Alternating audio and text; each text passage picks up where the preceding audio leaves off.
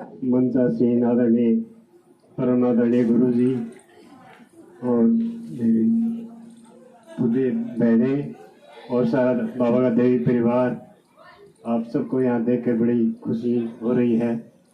भाई साहब की भी एक तमन्ना थी, रतन भाई की, भोलेनाथ के भोले बच्चे थे वो, लेकिन उनका सौभाग्य था कई साल वो माउंट आबू भी रहे, 6-7 साल वहाँ भी रहे, सोनीपत भी रहे, और थोड़ा भोलापन के कारण थोड़ा बहुत ऊपर नीचे था, लेकिन अंत तक मर्यादा पूर्ण रहे, अपनी मर्यादाओं में अड़िग रहे। उनका भी एक सपना था कि भानगढ़ में मैं एक बहुत विशाल प्रोग्राम रखूं।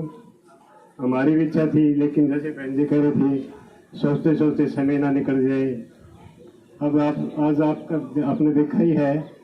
सबसे पहले तो मैं क्षमा चाहूँगा कि यह व्यवस्था सी रही, कुछ प्रकृति ने भी परीक्षा ली, जिस तरह से जो हमने चाहा था, कुछ समय में भी आगे पीछे विलम्ब हुआ।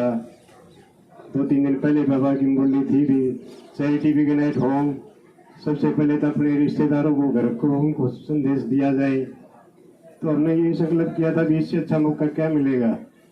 सारे रिश्तेदार इकट्ठे होंगे, सबको संदेश मिलेगा, लेकिन जिसके भाग्य में हो, जिसने लेना वो ही लेगा, नहीं भाग्य में होगा तो नहीं लेंगे।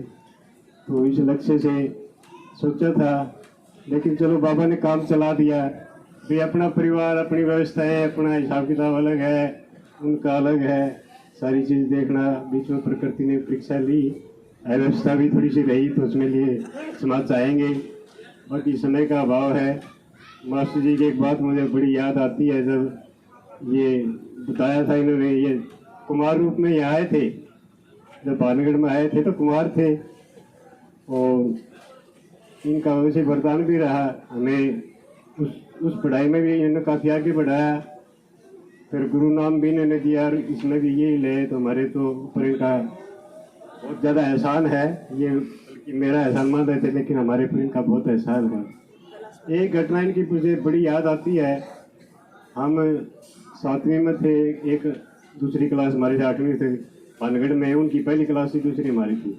जो फेयरवेल होता है ना, जाने वाली क्लास को पिछली क्लास फेयरवेल पार्टी देती है, और इस फेयरवेल पार्टी में ये रात को पढ़ाते थे, खिलाते थे, सत्संग भी करते थे, सारे काम करते, एक परिवार की तरह से गुरुजी थे, लेकिन एक परिवार की तरह से संगठन था। उस फेयरवेल पार्टी में दोनों क्लास सबकी रो के आंसू धोने निकल रहे थे। वो जो पॉइंट, और मेरे ख्याल में 3-4 दिन तो इन्हें खाना ही नहीं खाया। इनको खुद भी इतना दुख था, हमें भी इतना दुख था। वो पालना, बाबा का ज्ञान तो बहुत बाद में मिला है, लेकिन वो संस्कार इनमें पहले से ही थे। वो पालना इन्होंने हमें पहले से दी। सेवा भाव भी इन्होंने जागृत कराया था। हमारी माता जी की भावना बहुत थी, उनके लिए भी हम शुक्रगुजार हैं। उन्होंने भी हमें बहुत आगे, जब पहला गुरु जो माता होती है, सेवा भाव का पाठ उन्होंने पक्का पढ़ाया था, लेकिन इन्होंने फिर इसको आगे बढ़ाया। समय का अभाव, ज़्यादा समय नहीं लेते। सबका आपका बहुत बहुत स्वागत है, और थोड़ी बहुत कष्ट कोई भी अवस्था रही हो तो उसके लिए मैं क्षमा प्रार्थना करता हूँ। ओम शांति, धन्यवाद।